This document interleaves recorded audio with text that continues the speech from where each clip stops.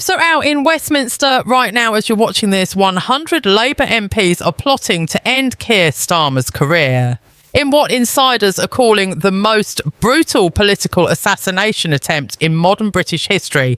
Doors are being locked. Secret meetings are happening in darkened rooms, and the Prime Minister's own party is turning against him with a ferocity that's leaving veteran politicians stunned. This isn't just rumour or speculation. Multiple sources inside the party have confirmed that a coordinated coup is underway, and Starmer might have just days, maybe even hours left in power. How did the man who won a landslide election end up fighting for his political life? Who's leading this rebellion, and what happens to Britain if this coup succeeds? What I'm about to reveal will change everything you thought you knew about what's really happening inside the Labour Party. Westminster is in absolute chaos right now. The corridors of power are buzzing with whispers of betrayal, backstabbing, and a coordinated takedown that's been months in the making. We're not talking about a few disgruntled backbenchers complaining over drinks. We're talking about 100 members of parliament, elected representatives who rode Starmer's coattails to victory, now actively working to destroy him.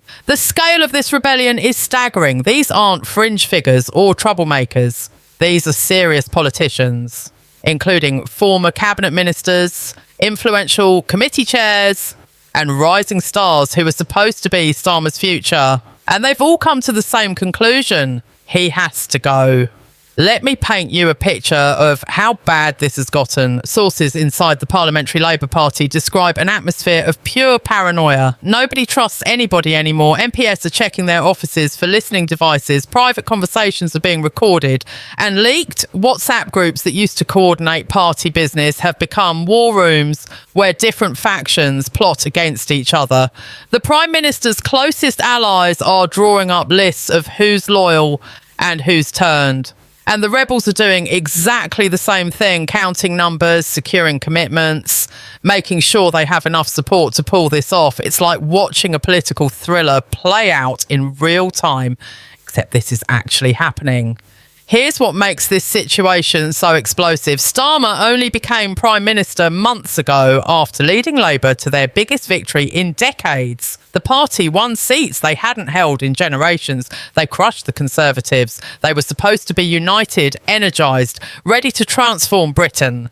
Instead, they're tearing themselves apart from the inside, and the speed of this collapse is what's shocking everyone. Political careers usually end slowly, with gradual erosion of support and mounting pressure over years. But this is different. This is a coordinated strike designed to end Starmer's leadership in one devastating blow. The rebels aren't interested in weakening him gradually. They want him gone, and they want it now. The roots of this coup go deeper than most people realise. Yes, there are immediate triggers that we'll get into, but the real story is about simmering resentment that's been building since before the election. Many Labour MPs never really trusted Starmer. They saw him as a technocrat, a lawyer who was good at opposition but had no vision for government. They voted for him as leader because he seemed electable, not because they believed in him. And now that he's actually in power, all those doubts and suspicions have come roaring back. Every decision he makes is questioned. Every policy proposal is picked apart. Every public appearance is criticised. The honeymoon period that new prime ministers usually enjoy never happened for Starmer. Instead, he walked into a party that was waiting for him to fail. The rebellion started quietly in private conversations between MPs who shared similar concerns. At first, it was just venting, the kind of complaints that always happen in politics. But then something changed. The complaints became more organised. Small groups started coordinating their messaging. Informal alliances began forming across different factions of the party. The left-wing MPs who never forgave Starmer for how he treated Jeremy Corbyn started finding common cause with centrist MPs who thought Starmer was too radical. Traditional Labour MPs from working-class constituencies discovered they had similar concerns to metropolitan progressives about Starmer's leadership style. The rebellion was building a coalition that crossed all the usual dividing lines in the party. Then came the trigger events that turned simmering discontent into open warfare. First, there was the policy debacle that nobody saw coming. Starmer's government announced a major initiative that was supposed to be their flagship achievement, the thing that would define their time in office. But the rollout was catastrophic. The policy was poorly explained, inadequately costed, and politically toxic in ways the leadership apparently never anticipated. Within hours of the announcement, Labour MPs were being hammered by their constituents. Their phones were ringing off the hook with angry voters demanding to know what the hell the government was thinking. Social media exploded with criticism, the press had a field day, and the MPs blamed Starmer for putting them in this impossible position. But here's where it gets really damaging.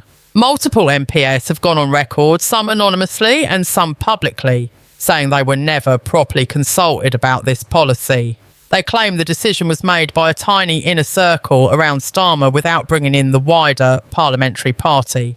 They say they learnt about it the same way the public did, through press releases and media briefings for elected representatives who are supposed to be part of the governing party. This felt like a massive slap in the face. It confirmed all their worst fears about Starmer's leadership style. He was running the government like a corporate law firm, making decisions at the top and expecting everyone else to fall in line. And that approach was breeding massive resentment. The second trigger was even more explosive. Reports emerged of a major scandal involving someone very close to Starmer's inner circle. We're talking about serious allegations that went right to the heart of government integrity. The details are still coming out and legal concerns prevent us from saying too much right now. But what matters for this story is how Starmer handled it. According to multiple sources, he initially tried to downplay the situation, to protect his ally, to keep things quiet. But the story leaked anyway, as these things always do. And when it hit the press, it was devastating. The opposition had a field day. The media went into feeding frenzy mode. And Labour MPs found themselves defending the indefensible on television and in their constituencies. That's when the mood shifted from discontent to outright rebellion. Senior MPs started making phone calls, sounding out colleagues about whether Starmer could continue as leader. These weren't idle conversations. These were serious politicians asking direct questions. Do you still have confidence in the Prime Minister? Would you support a leadership challenge? Are you willing to sign a letter demanding he step down? And the answers they were getting back shocked even the most cynical Westminster observers. MPs who had publicly defended Starmer just weeks earlier were now privately saying he had to go. The consensus was building with frightening speed. The organisation of the coup became more sophisticated. A core group of about a dozen MPs emerged as the leadership of the rebellion. These weren't random troublemakers. These were experienced parliamentarians who knew how the system worked and understood what it would take to actually remove a sitting Prime Minister. They started meeting regularly in secret locations around London, avoiding Westminster, where they might be spotted.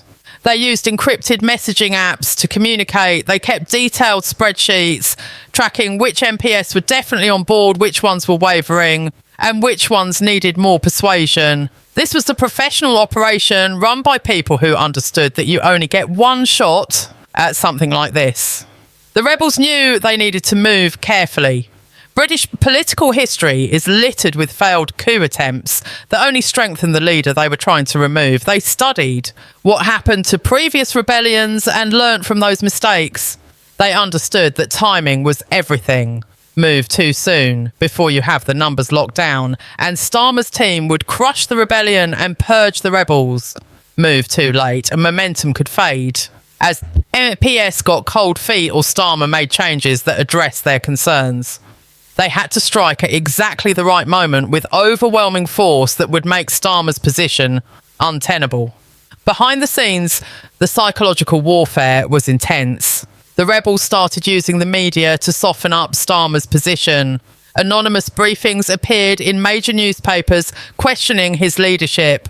Unnamed sources close to the parliamentary party expressed concerns about his political judgment. Former allies went on television and gave interviews where they damned Starmer with faint praise, saying things like he's a good man, but maybe not the right person for this moment. Each story chipped away at his authority. Each negative headline made other MPs wonder if he really could survive. It was a coordinated campaign designed to make Starmer's downfall feel inevitable. The Prime Minister's team wasn't sitting idle. They launched their own counter-offensive, using every tool at their disposal to shore up support and isolate the rebels. Cabinet ministers were deployed to reassure backbenchers. Government positions and honours were quietly promised to wavering MPs. There were suggestions, never quite explicit but clearly understood, that rebels might find themselves frozen out of ministerial jobs and party advancement for years to come. Starmer's allies started their own whispering campaign, suggesting the rebels were malcontents, ambitious rivals, or people with personal grudges rather than legitimate concerns. It was political warfare at its most brutal. But the numbers kept moving against Starmer. Every private poll of the parliamentary party showed his support eroding. MPs who had been loyal were becoming neutral. MPs who had been neutral were becoming hostile. And MPs who had always opposed him were becoming actively involved in the coup. The tipping point seemed to be approaching. Political analysts who study these things said they'd never seen support for a leader collapse this quickly. One veteran observer compared it to a dam breaking where cracks appear and then suddenly the whole structure fails catastrophically. That's what was happening to Starmer's leadership. Then came the moment that changed everything. A letter started circulating among Labour MPs calling for Starmer to step down. This wasn't some hastily written screed. This was a carefully crafted document that laid out in devastating detail why Starmer had lost the confidence of the parliamentary party. It talked about policy failures, communication breakdowns, ethical concerns and fundamental questions about his political judgment. The letter was damning, and it was designed to be made public at exactly the right moment for maximum impact. But first, the rebels needed signatures. The race was on to get 100 MPs to sign this letter. That number wasn't random. It represented roughly a third of the Parliamentary Labour Party, enough to make Starmer's position completely untenable. If 100 elected Labour MPs publicly declared they had no confidence in their own Prime Minister, he couldn't possibly continue. The government would be paralysed. The party would be ungovernable. Media scrutiny would be relentless. Starmer would have no choice but to resign. So 100 became the magic number, the threshold the rebels absolutely had to reach. Watching the signature count rise was like watching a slow-motion car crash. The rebels had set up a secure system where MPs could add their names confidentially before the letter went public. Every few hours, updates would leak about how many signatures they had. 50 MPs, then 60, then 75. Each milestone sent shockwaves through Westminster. Journalists camped out in Parliament trying to figure out who had signed and who hadn't. Political betting markets started swinging wildly as people tried to game out what would happen. And inside number 10, Starmer's team was reportedly in a panic mode, desperately trying to stop the hemorrhaging of support. Some MPs who signed the letter did so out of genuine conviction that Starmer had to go for the good of the party and the country. They'd thought hard about it, consulted with constituents and colleagues, and concluded this was the right thing to do despite the personal and political risks. But others signed for more cynical reasons. Some saw which way the wind was blowing and wanted to be on the winning side. Some had ambitions of their own and figured Starmer's downfall would create opportunities for advancement. Some had old scores to settle or grudges to pursue, and some were simply cowards who couldn't stand being on the losing side of a fight.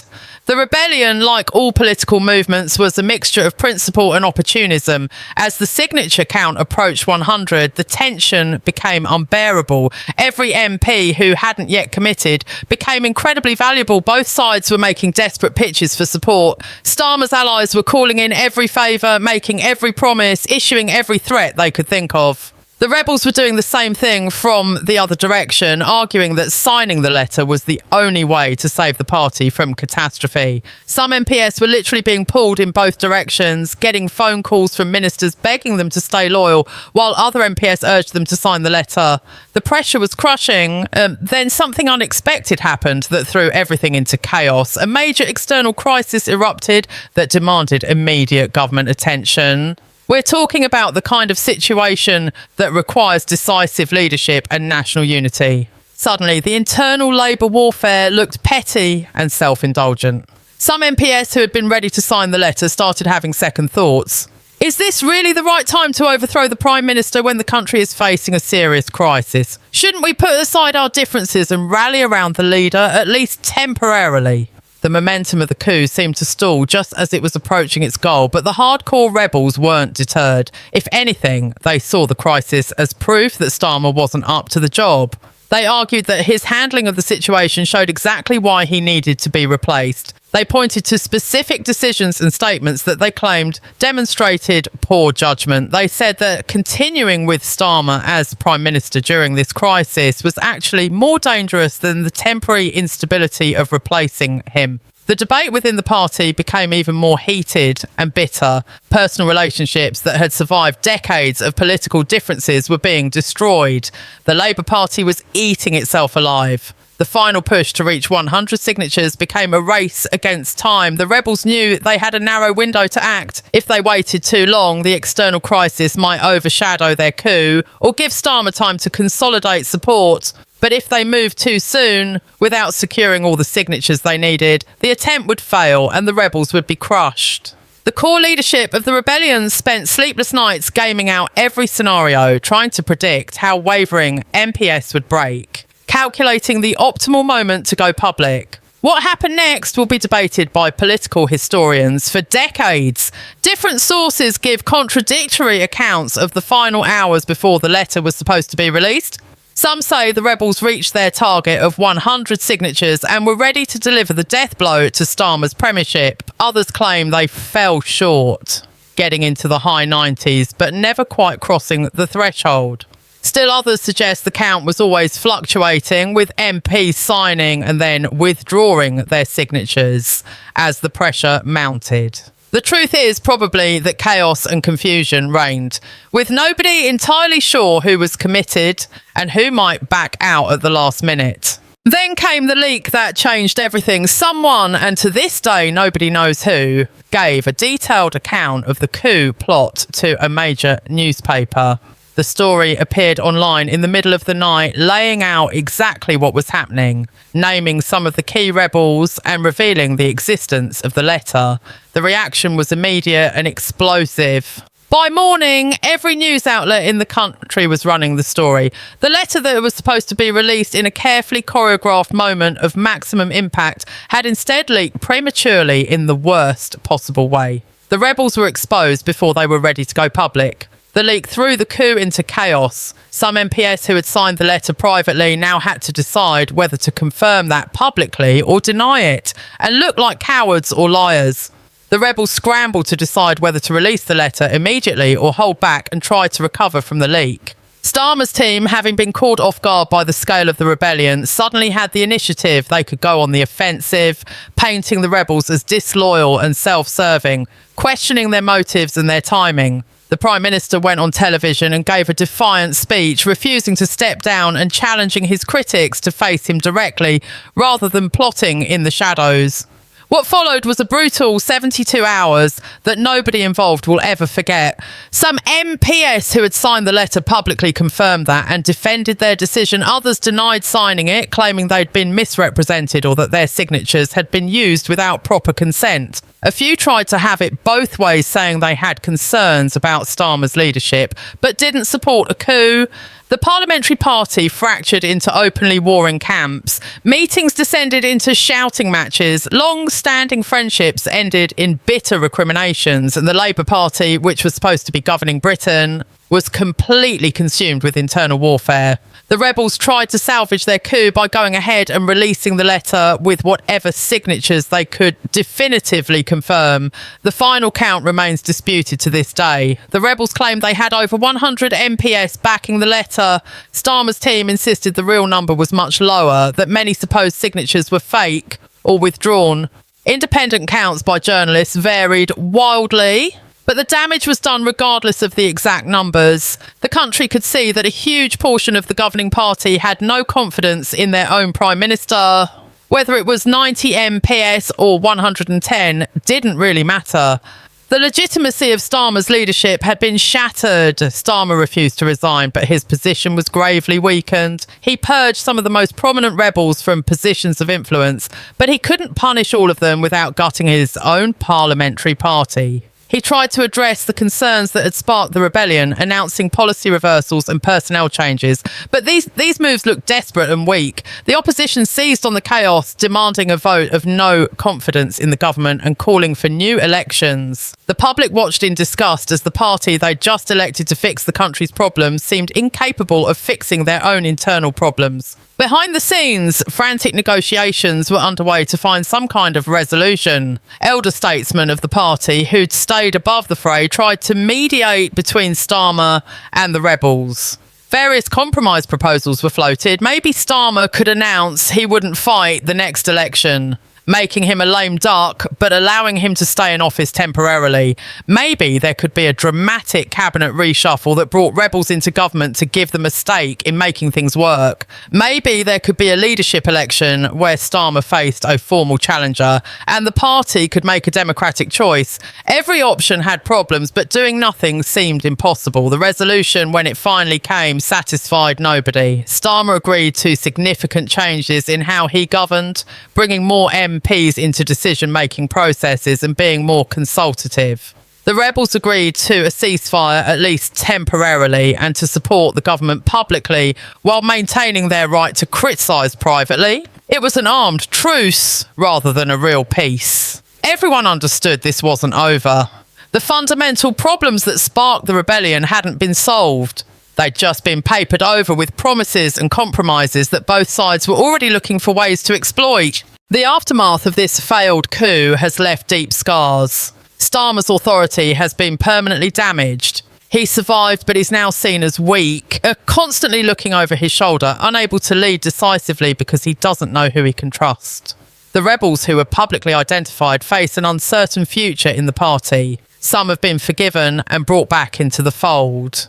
Others remain in internal exile, their careers probably finished. And there's a whole category of MPs who participated quietly in the rebellion but never had their involvement confirmed. They're still in place, still nursing grievances, still waiting for another opportunity. The broader impact on British politics has been devastating. Public trust in the Labour government has collapsed. The polls show support bleeding away to other parties or to no party at all. People who voted Labour just months ago are saying they feel betrayed and disgusted by what they have seen. The Conservative opposition, which was supposed to be in disarray after their election defeat, has been given new life. They're rising in the polls as Labour implodes. Some analysts are already suggesting that Labour might not even win the next election, despite their huge parliamentary majority. Why? That's how much damage this internal warfare has done for Britain as a whole. The consequences of this political chaos are serious. Major policy initiatives have been delayed or abandoned.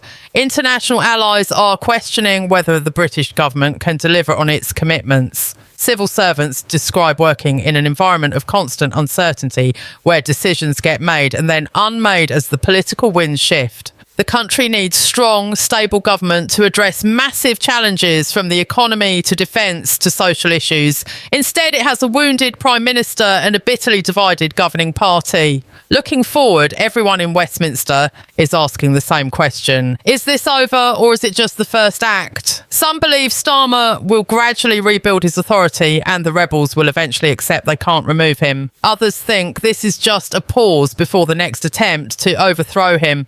There's talk of another rebellion being planned for later this year, this time with better organisation and clearer objectives. Some MPs are openly saying that Starmer is a dead man walking, that his days are numbered even if he managed to survive this particular crisis. The uncertainty is paralysing. What we've witnessed is one of the most dramatic political implosions in modern British history. A Prime Minister who won a landslide election has been brought to the brink of destruction by his own party within months of taking power. 100 MPs, give or take, participated in a coordinated attempt to end his career. The coup didn't quite succeed, but it didn't quite fail either. Starmer remains in office, but crippled and embattled. The rebels remain in the party, but marginalised and suspected. And Britain is left with a government that's dysfunctional and a political system that looks broken. This story isn't over. It's probably just beginning. And where it ends, nobody knows.